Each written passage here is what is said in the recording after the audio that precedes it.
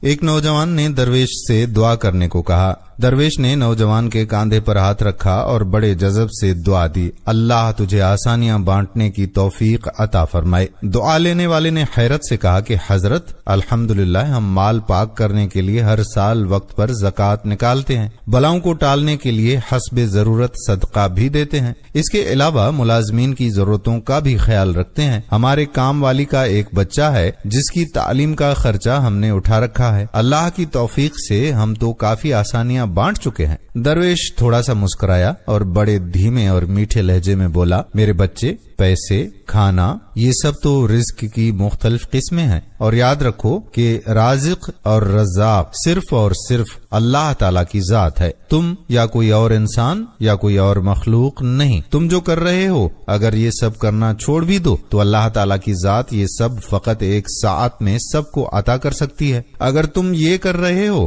تو اپنے اشرف المخلوقات ہونے کی ذمہ داری ادا کر رہے ہو۔ درویش نے نرمی سے اس کا ہاتھ اپنے دونوں ہاتھوں میں لے لیا اور پھر بولا کہ میرے بچے، آؤ میں تمہیں سمجھاؤں کہ آسانیاں بانٹنا کسے کہتے ہیں۔ کبھی کسی اداس اور مایوس انسان کے کندھے پہ ہاتھ رکھ کر پیشانی پر کوئی شکن لائے بغیر 1 گھنٹہ اس کی لمبی اور بے مقصد بات سننا آسانی ہے۔ اپنی ضمانت پر کسی بیوہ کی جوان بیٹی کے رشتے کے لیے سنجیدگی سے تگودو کرنا آسانی ہے۔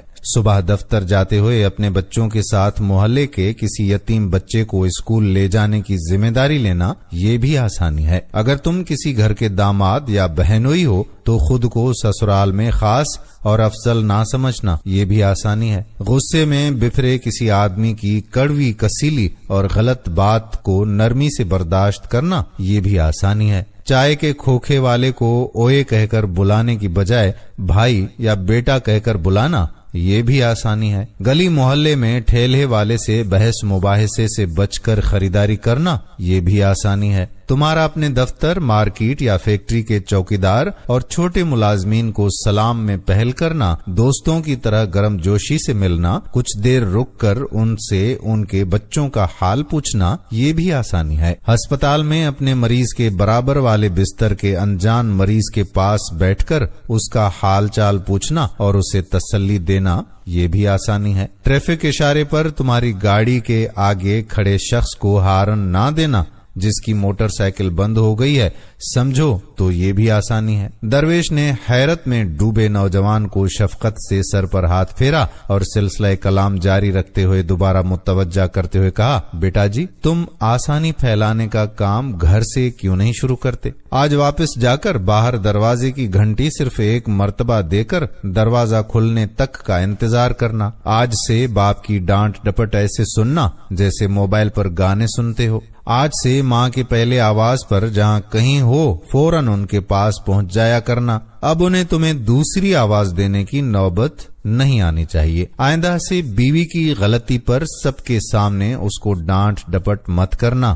سالن اچھا نہ لگے تو دسترخوان پر حرف شکایت بلند نہ کرنا۔ کبھی کپڑے ٹھیک استری سے نہ ہوں تو خود استری درست کر لینا۔ میرے بیٹے، ایک بات یاد رکھنا، زندگی تمہاری محتاج نہیں، تم زندگی کے محتاج ہو۔ منزل کی فکر چھوڑو، اپنا اور دوسروں کا راستہ آسان بناؤ، انشاءاللہ تعالی منزل خود ہی مل جائے گی۔ دوستو، آئیں صدقے دل سے دعا کریں کہ اللہ پاک ہم سب کو آسانیاں بانٹنے کی توفیق عطا فرمائے، آمین ثم آمین یا رب العالمین۔ فی الحال تو آپ یہ کر سکتے ہیں کہ اس ویڈیو کو بانٹیں، دوسرے لوگوں کے ساتھ شیئر کریں تاکہ یہ پیغام ان تک بھی پہنچ سکے۔ جزاک اللہ خیرہ۔